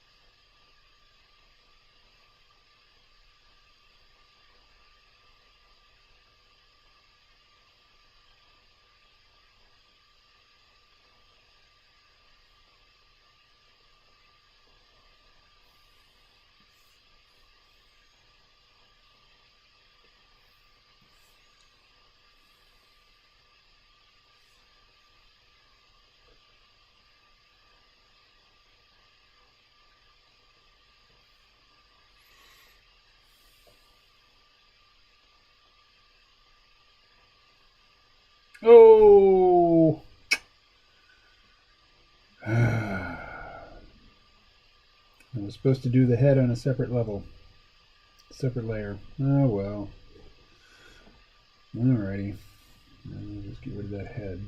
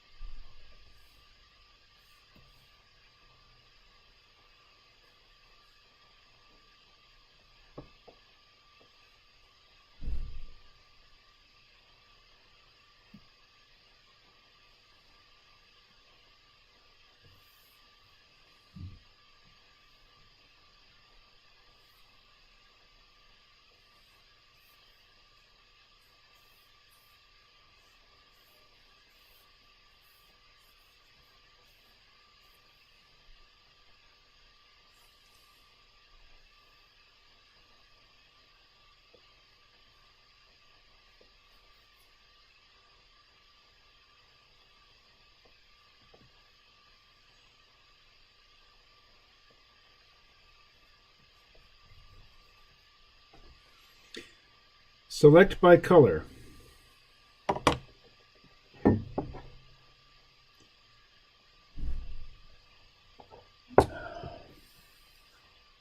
What is the significance of that phrase? Black.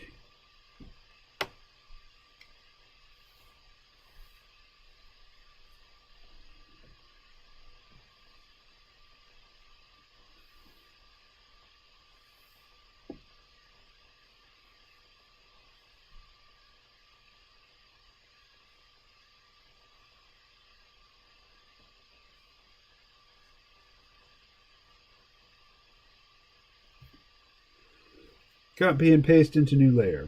Oh, I see what you're saying. I get you.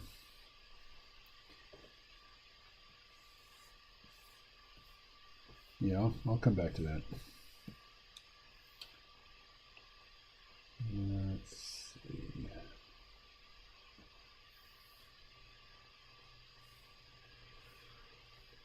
Oh, yoni, yoni, yoni, yoni.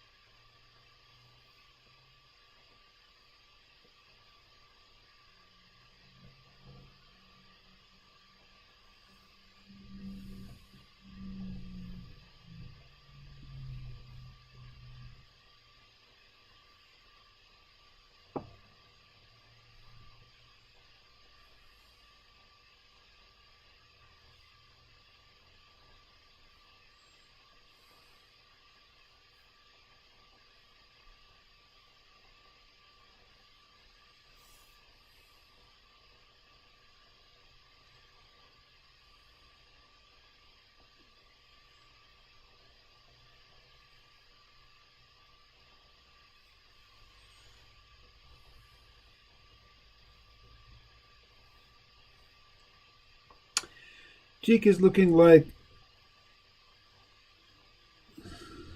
belongs on a sci-fi novel cover with that cynical gaze.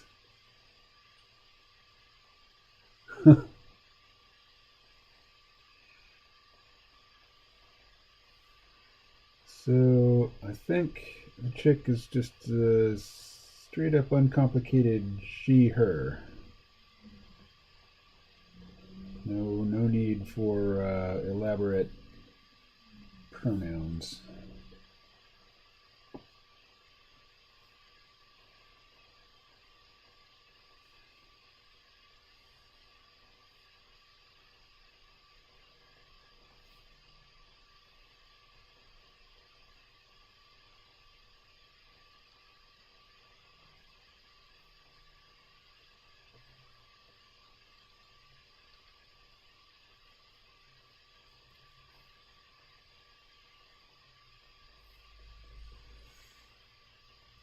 All right.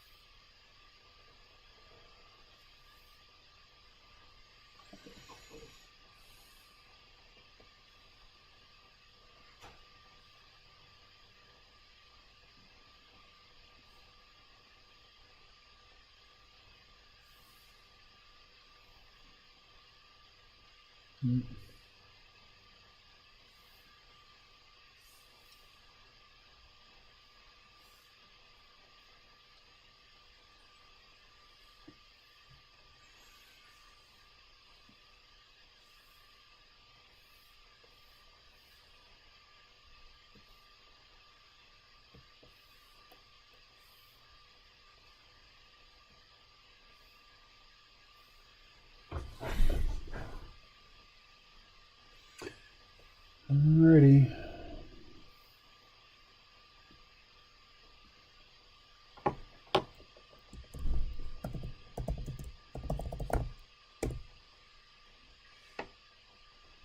Chique. Kind of like that.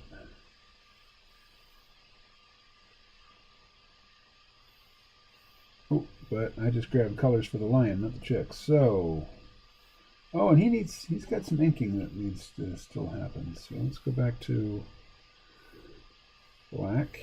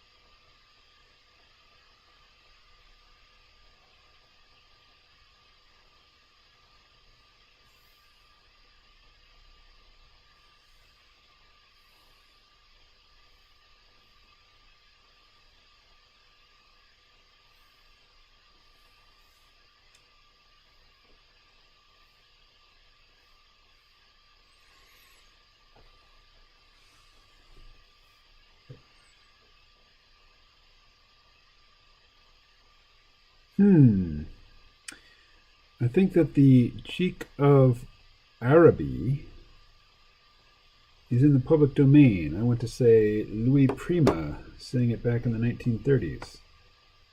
That's very interesting.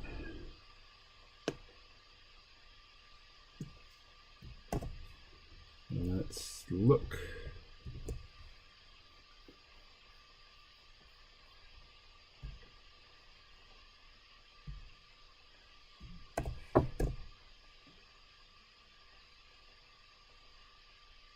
Sheik of Arabia?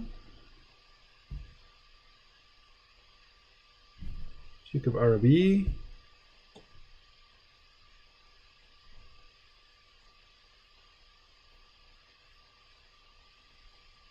Huh.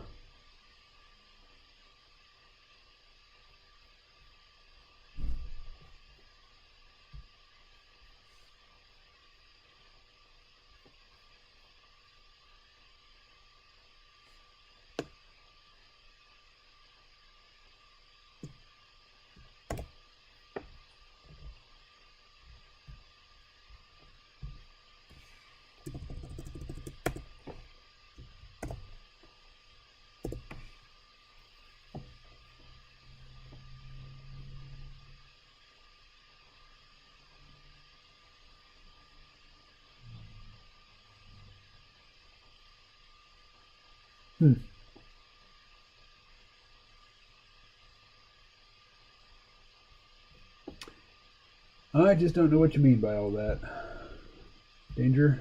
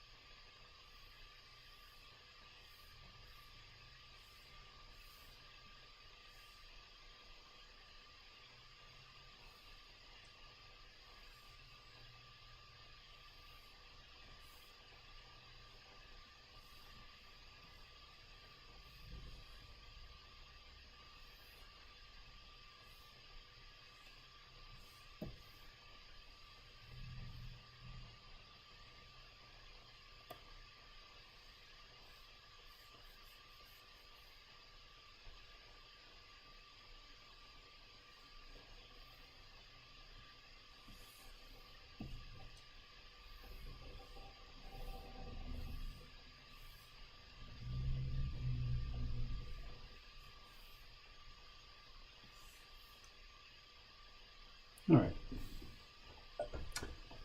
That's good.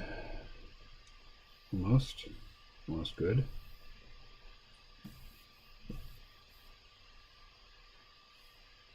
There.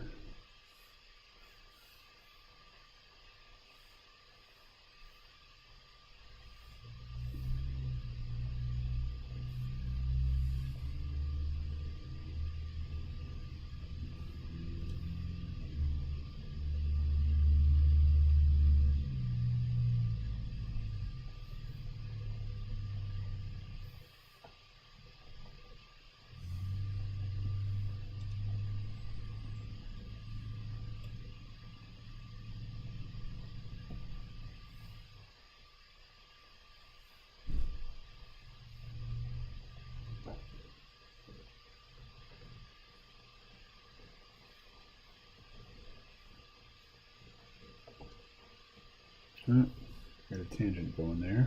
Fix that.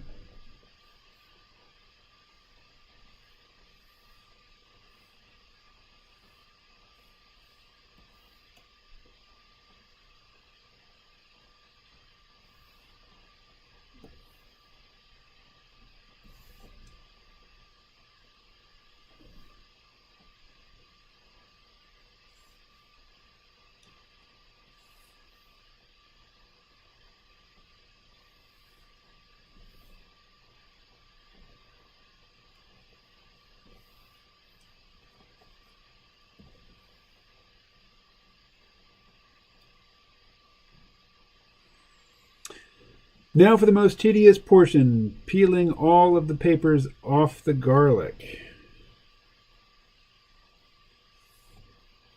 Ah, tedium, you gotta love it.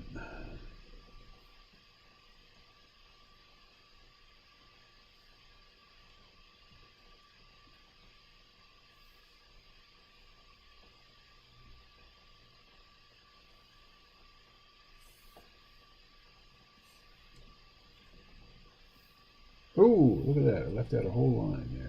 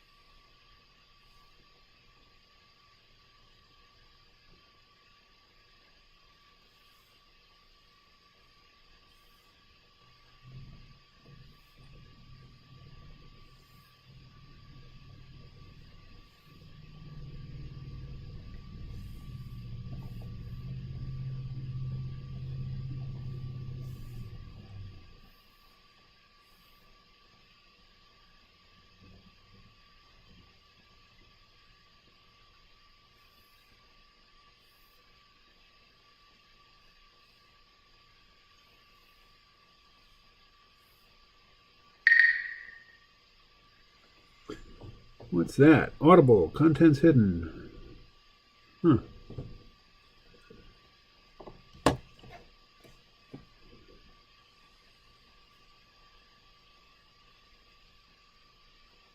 Wow.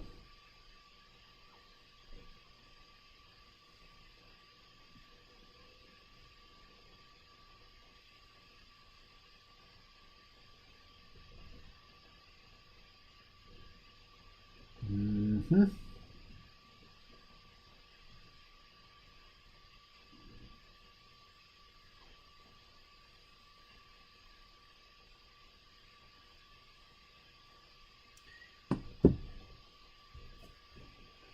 And I've set my stylus down, and only when I go to pick it back up do I realize it's gotten very dark in here.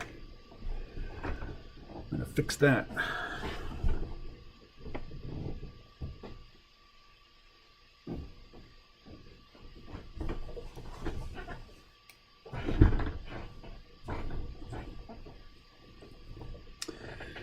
All right.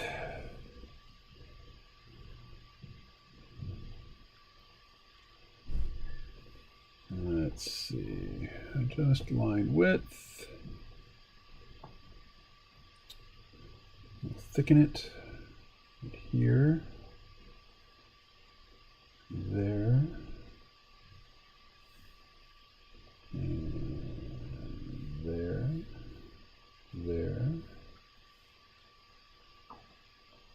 All right, now we'll narrow lines on top.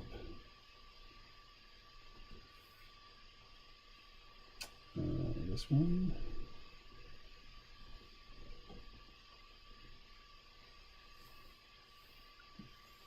Let's see.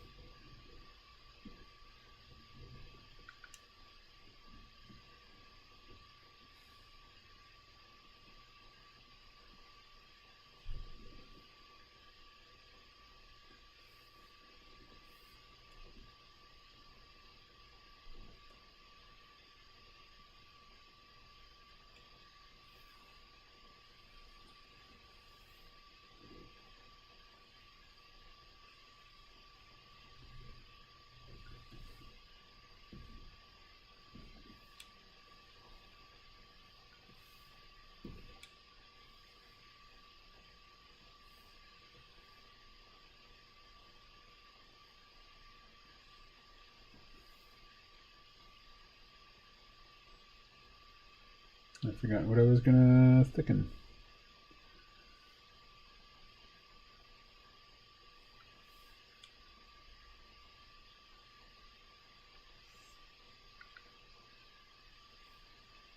All right.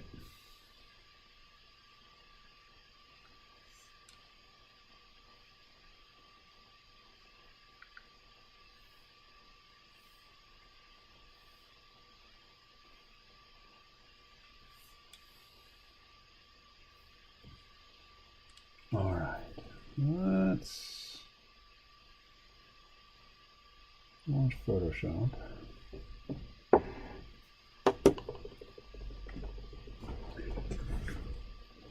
Oh la la.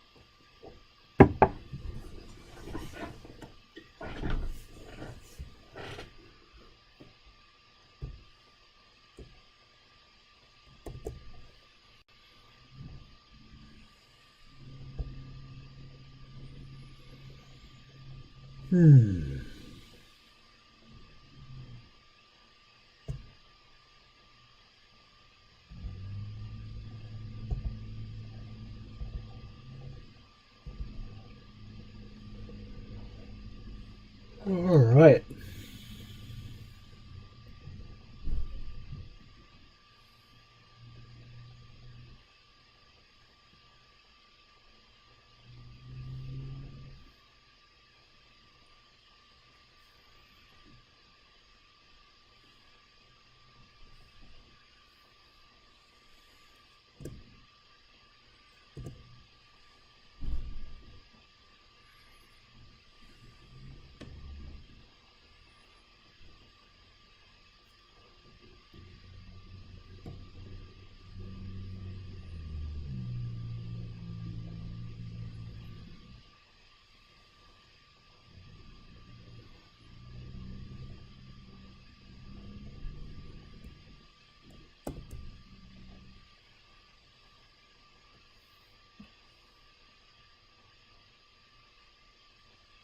I'm going to catch the last slices of free vitamin D. They are long gone in my neck of the woods. That ship has sailed.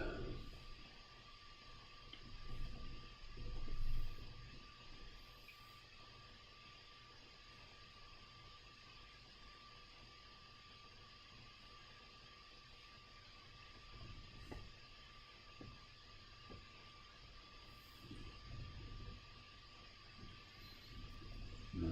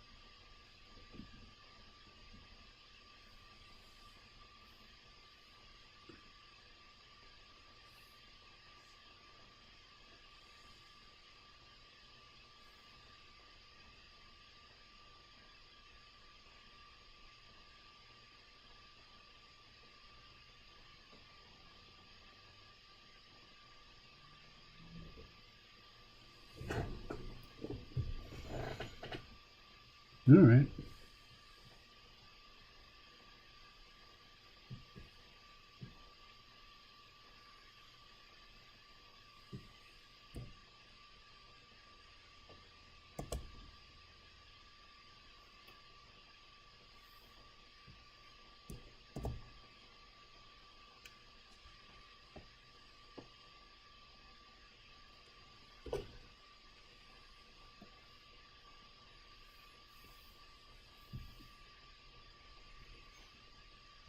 Come on.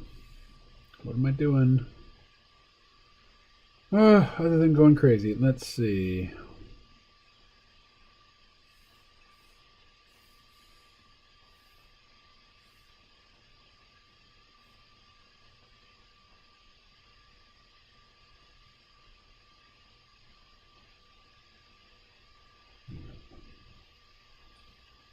There.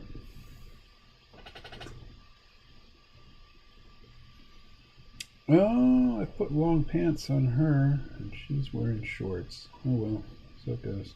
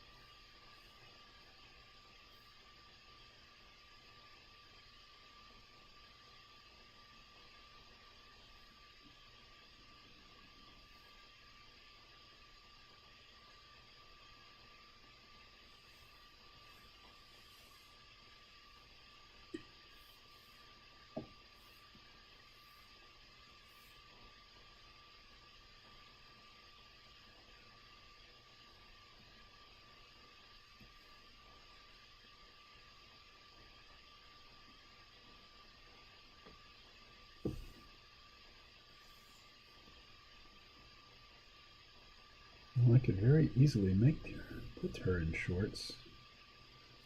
Not gonna though.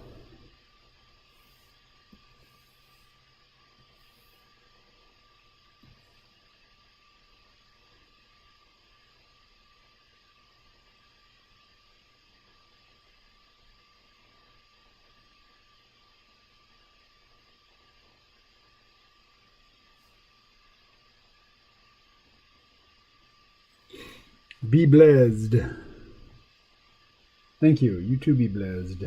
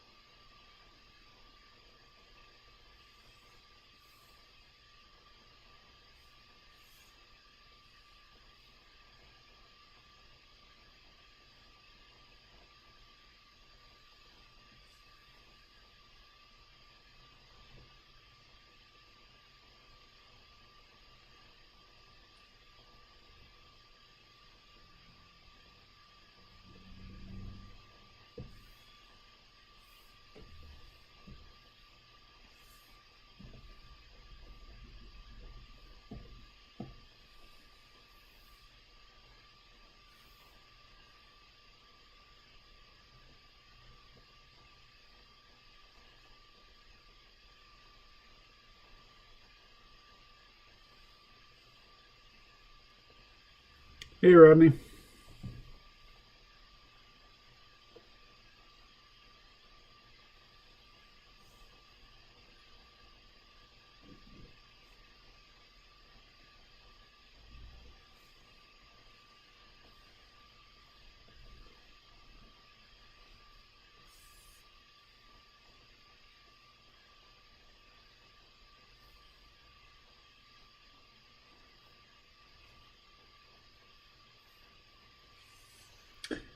Not much going on in the chat today.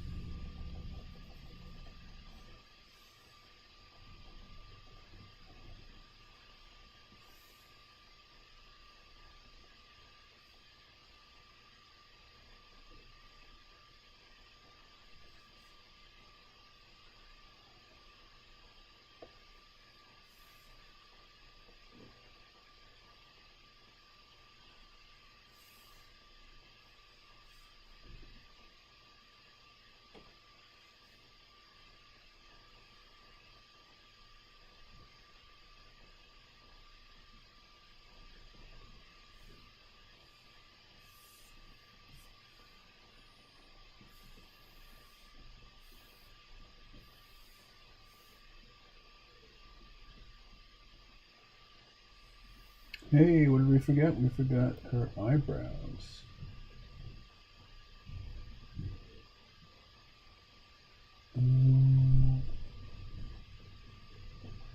There we go.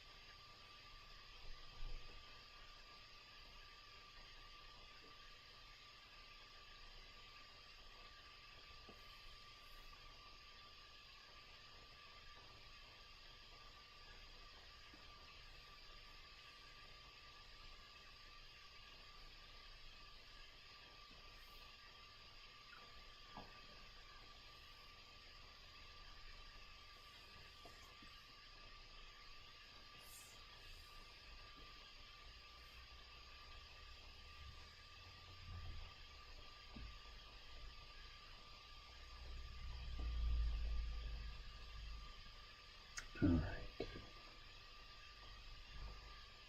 For now,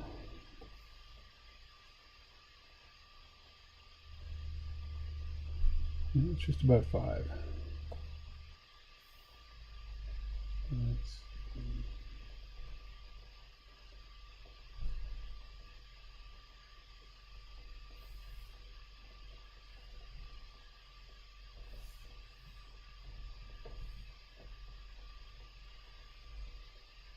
okay.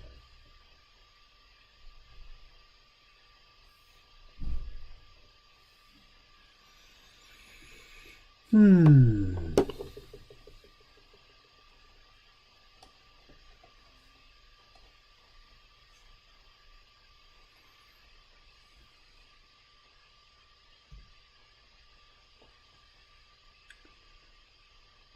All